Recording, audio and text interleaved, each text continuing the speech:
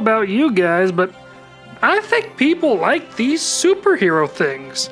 I mean, here I was thinking they were just a passing fad, but 90 years later, almost, and they just aren't slowing down with them. I don't know what really happened, truth be told. I mean, first we got a guy in a cape lifting a car, and then we got a guy in a bat costume punching people, and things just kind of kept going from there. Now we've got, this thing, and this thing, and this other thing, and you'd think, after all this time, they could finally make a single superhero world that doesn't totally suck. Okay, hats off, the bit is done. I do love superheroes. I mean, what can I really say? I'm a sucker for justice. I also really love colorful costumes, unique abilities, and a massive shared universe full of interconnected characters and lore spanning decades, and some of the most impactful stories I have ever experienced. Superheroes, I mean, you just gotta love them. After all, if you don't love them, Hollywood's return on investment would be pretty terrible. However, as much as I love superheroes, I have to admit that the genre has a pretty significant flaw. One that no comic company, no film adaptation, no indie project, at least that I'm familiar with, has ever really been able to solve. All of these universes, regardless of the quality, regardless of whether or not they became cultural icons, have pretty horrible world building. There is one though. One shining star in a sky of duds. It manages to balance all of these conflicting concepts inherent in a large-scale superhero universe better than just about anything I've ever really seen. It's not perfect, but I think it just might be the single best version of world building in the superhero genre. And I really want to talk about that today. That's why today we are revisiting Young Justice. Before I go further into Young Justice and what it does so well in the world building sense, let's first review some world building fundamentals and dissect why a lot of superhero universes don't do very well on this front. When I'm talking about world building, I'm talking about all of the stuff that makes up the world. Not just the setting and environment, but the people and the societies who occupy that world and environment, and how these things are all integrated together. Good world building is usually about consistency and realism. Not realism in terms of a man can't literally lift a car like that. Obviously, fantastical stuff isn't real.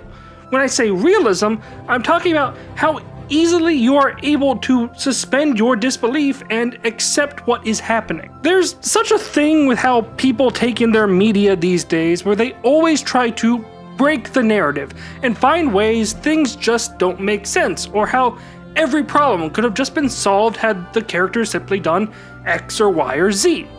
It's something that has been around for a long time, at least as long as internet media commentary has been a thing, and it's probably been around way longer than that. Heck, I myself have been absolutely guilty of it 1,000 times. However, a well-made world can help suppress this instinct, or at the very least, make it clear that the obvious questions would have answers. Now, world building can't do everything in this regard. I mean, you still need a decently planned out plot, but it can certainly help a lot. And like all great pieces of fiction, world building can be woven through the plot and the characters, with each of these elements reinforcing the others. Now, how can I say that superhero stories have bad world building? On the small scale, I don't actually think this is really a significant issue. When a story is about a specific superhero, there's little to worry about. The problem always emerges when you do what all superhero stories want to do and expand out from there. Just look at the Justice League. For the purposes of this video, I'm going to primarily be focusing on DC Comics, and we'll even mention specific things about DC that I think Young Justice fixes. but I do believe you can apply what I'm saying to Marvel or any other superhero universe. When it comes to the League, I mean, just look at them. You've got a nigh indestructible alien, a rich guy, an immortal Amazonian princess, a guy who can break the speed of sound without breaking a sweat, and a guy with an alien superweapon that can make anything he imagines. Expanded out to some of the other people who are normally considered founding members of the League doesn't help either. Multiple different genres of alien, the king of Atlantis, a 10-year-old with the powers of mythological gods, and a biblical king, and a cyborg? While I love every single character that I just mentioned, so much of their own history and lore simply don't mesh with the others. You've got magic mixing with aliens, mixing with advanced tech, and somehow the most broken guy on the team is the normal human. None of it really works together if you look at it too hard, because none of it was really supposed to work together. Superheroes like Batman and Superman began as solo acts. Their comics were self-contained stories that barely even cared about what came before or after them, let alone what other comics were doing. The popularity of these characters naturally led fans to want to team them up in different ways, and the companies behind them knew that doing so was like basically indistinguishable from using their printing presses to just make money. Because of this, superhero stories all feel like a big kind of confused mishmash that you just kinda have to get over. Yeah, Batman is fighting street toughs today, and tomorrow he's gonna fight an alien invasion. Deal with it. Next week he's fighting demons. To a degree, this is fine. I mean, not everything has to be explained in detail. The problem comes from the fact that so many problems within this universe should be easily solvable with all the various tools that are available. Why should Batman solve a problem with detective work and his 100% prime USDA choice beef when he could just tap one of a dozen different heroes to magic up a solution? There should be no reason for Batman to worry about standard henchmen with guns when he has access to alien tech that can make indestructible armor. Sometimes Batman literally just has super armor that he's not using. Why is he still bothering with fists when a bat mech is on the table? Just to give you one specific instance of poor world building that continuously irks me, let me introduce you to the Watchtower Teleporter. The Watchtower space station is a staple of Justice League stories, serving as their home base alongside the Hall of Justice. My personal favorite design has always been the Justice League Unlimited Watchtower. I just think it's really neat. Now, having a space station as a base, the writers need to establish how the League is getting to and from space in a timely enough manner to respond to threats. Sometimes the League has the Javelin spacecraft, capable of traveling not only to Earth and back, but also to distant corners of the galaxy.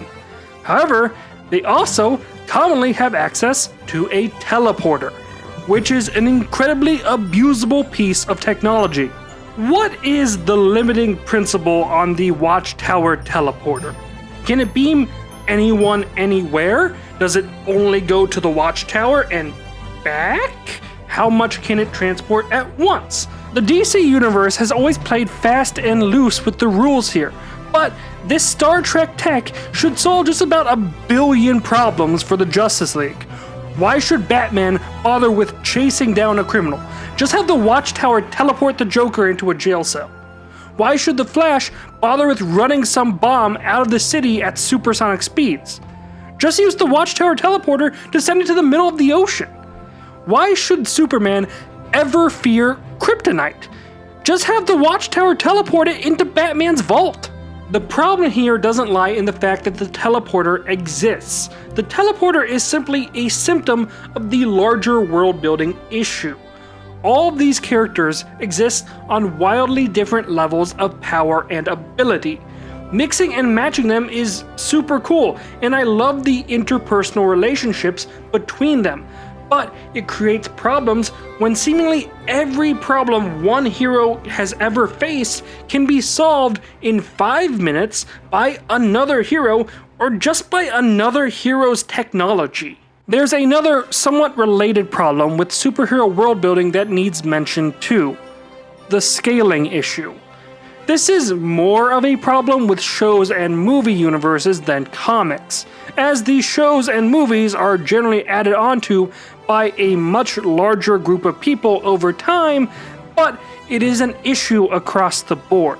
A lot of superhero universes start with one superhero and then add on more over time. The idea of superheroes is generally presented as a far-flung, nonsensical idea at the beginning of these universes, which gets weird when every subsequent entry not only adds more heroes, but gives them their own convoluted backstories and casts of characters.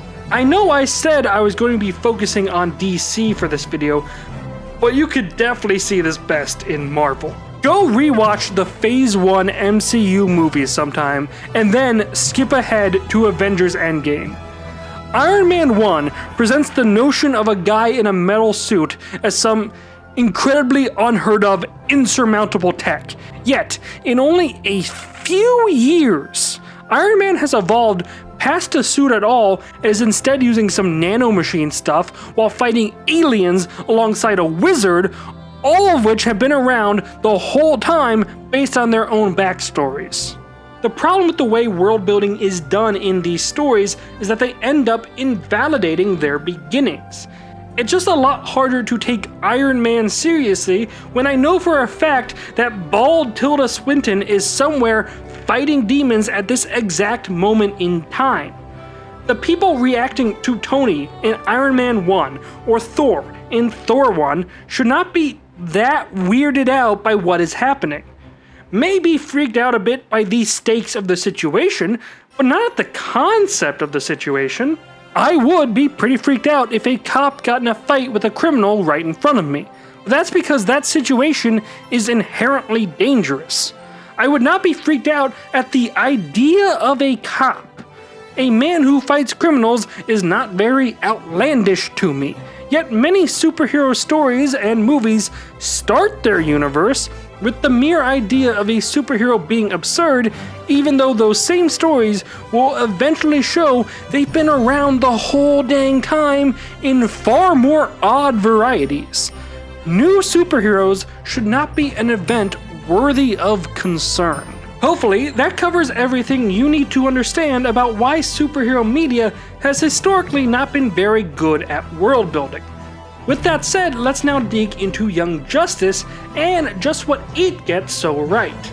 If you've watched this far into a video about Young Justice and have, for some ungodly reason, never actually watched the show, let's quickly review. Young Justice first debuted in 2011 on Cartoon Network. The show had a pretty rocky development history and was only able to get through 2 seasons on TV. It would get revived on streaming platforms with a 3rd and 4th season in 2019. For the purposes of this video, I want to focus on those first 2 seasons, as they not only are the best parts of the show, but it's also where the show really nails its world building. The later seasons would struggle a little bit to keep all the important characters on screen long enough to be meaningful, due to some problems with that scaling issue I mentioned earlier. The show follows the adventures of young superheroes in DC's pantheon: Robin, Superboy, Kid Flash, and others that were far less recognizable to the casual audience when the show first came out, like Aqualad and Miss Martian. The inciting incident of the show is actually Kid Flash, Robin, and Aqualad discovering Superboy while deliberately ignoring orders from their mentors in the Justice League. Right here, from that first episode, we are able to see ways the show starts fixing the problems I mentioned earlier. The scaling problem doesn't exist as much here because the show already started with a fully operational DC universe. We don't get 4 seasons of Robin and Kid Flash slowly developing skills and abilities to be heroes, while the world was incredulous over the mere idea of a teenager running fast. No, superheroes are already a thing here. The League is already a thing here. It is even shown after only a few episodes that superheroes have existed in this world for at least decades, maybe even centuries. Red Tornado and Dr. Fate introduced the concept of the Justice Society, not as some mysterious group you've never heard of, but as just some old history that the characters could have already known, and should probably already have a passing familiarity with. I can see all of this and take it seriously all at once because it came to me all at once. They also don't try what some superhero shows have in past and simply ignore those larger, more iconic elements. Batman, Superman, and more are here, and the show seriously deals with the implications of that. What's more is that Young Justice also uses the world building to enhance the character arcs of the team. The big baseline character motivation that the entire team has, at least a little bit, is the desire to be more like their mentors. By establishing the role of superheroes and the Justice League, specifically in this universe from an early state, the motivations of these kids becomes more understandable. I can feel for Superboy because the show already established what it means to be Superman in this universe. Not through significant plot action, but by creating a world where superheroes are just part of everyday life. I, as a DC fan, already do know a lot about who Superman is as a character, and I can mentally bridge any gaps Young Justice might have, but I don't need to. Look at the scene in episode 1 of the sidekicks arriving at the Hall of Justice for the first time. This is just a world of heroes. The crowd reacts to them like they're a big deal, which signals to me that they are a big deal even if I don't know the stories behind these characters already. Young Justice doesn't expect you to have an encyclopedic knowledge of DC Comics lore to follow the plot either. It assumes that you're intelligent enough to pick up on the basics, and throws out specific details as they become necessary. Kind of like how in real life, most people don't have a PhD in American history. But at the same time, most people are going to know who George Washington is. And the handful who don't are going to be able to put together that he's a pretty important guy based on the fact he's got these statues everywhere and his face is on money. Young Justice does this with basically the entire Justice League, especially if they are important to the overall plot, like Batman, Superman, and even Red Tornado. Young Justice also fixed the issue that superhero universes have with containing all these mix-match power sets and abilities, or at least it does a pretty good job at keeping a lid on it. As the main cast are specifically supposed to be younger superheroes, it is allowed to balance that power scaling a bit by stripping people of powers, all without feeling cheap. Miss Martian can't density shift. Superboy can't fly, normally. Zatanna is inexperienced with her magic, and Robin can't shut up. The team can't solve all their problems just by tapping someone more powerful for this specific situation, or by breaking their own power sets because their power sets aren't overwhelming to begin with. The show goes further than just rebalancing the powers and abilities of the main characters. It also takes specific care to explain why other heroes outside of the team who might be more suited for this position can't help. You see it from the first episode. A fire breaks out at a lab that Batman wants to investigate, and an evil wizard is trying to blot out the sun. The League can only handle one of those issues at a time, so they handle the sun, and the sidekicks solve the other issue. The entire purpose of the Young Justice team is ultimately decided by the end of the second episode to be to go where the League can't, due to either the League needing to focus on something bigger and arguably more important, because the League is too big and loud and famous, and the mission requires some stealth and guile, or just because whatever is going on isn't really a League issue yet. It is always fun to watch Batman reveal how he had all the information needed to solve the mystery, but detectives need someone to gather intel, so why not have a team of heroes dedicated to that side of things? Young Justice even fixes the gosh dang teleporter! While this watchtower has one of my least favorite watchtower designs, the show establishes pretty clearly that the teleporter has limitations.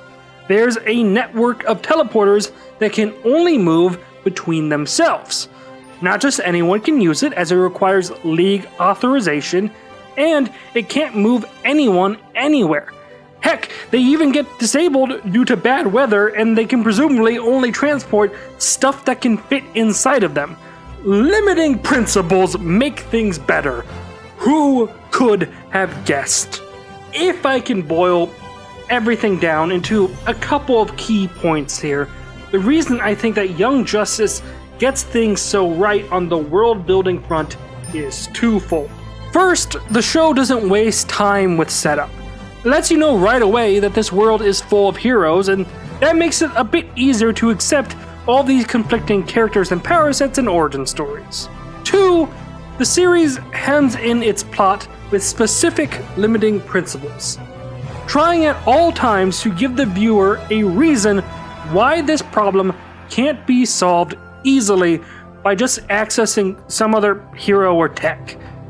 By maintaining a balance between these two things, Young Justice feels like a world where any superhero thing can happen, be it alien invasions, magic monsters, or plain old run-of-the-mill criminals, while also being more believable than other attempts at the superhero format. Don't get me wrong here, I'm not saying that Young Justice is a perfect show and the best superhero thing ever, or that other universes are worse than Young Justice.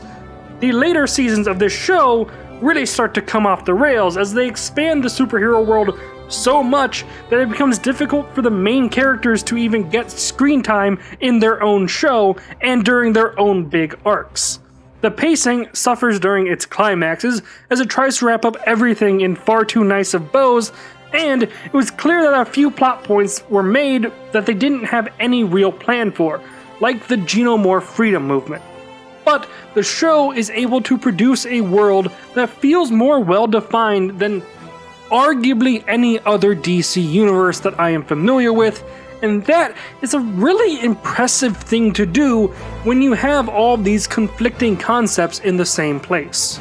This didn't really fit anywhere else in the video, but one of my favorite things that Young Justice did was that it wasn't afraid to throw up random characters few really cared about, sometimes in important roles and sometimes in minor ones, some without any speaking lines to begin with. It is part of what makes the show feel like a fully realized DC universe, even if we don't get to see it all. I already mentioned how characters like Miss Martian and Aqualad were not even remotely well-known heroes prior to this show, but you have a lot more than that I can mention. The show made Sportsmaster of all characters into a formidable fighting force. A character whose entire personality for decades was just guy who commits crimes with sporting equipment is one of the show's most standout villains. Then you have the revolving door of fun side villains like Icicle Jr., Simon, and Red Volcano. Characters no one could possibly tell me they cared about before they watched Young Justice. On the hero side, you have Red Tornado, Blue Devil, Icon, and frickin' Lagoon Boy. I think Young Justice's insistence that all these characters exist and have places in their world is a part of what made me want to dig so much more into superheroes in the first place, because there's always some cool, interesting character I'd never seen before. What do you guys think? What versions of superhero tales do you think have the most well-defined worlds? Let me know in the comments below, and hey, it doesn't have to be just DC or Marvel. People have been writing superhero stories for nearly 90 years at this point. And hey, why don't you go ahead and like the video, subscribe to the channel, and I'll see you guys in the next video. Until then, bye.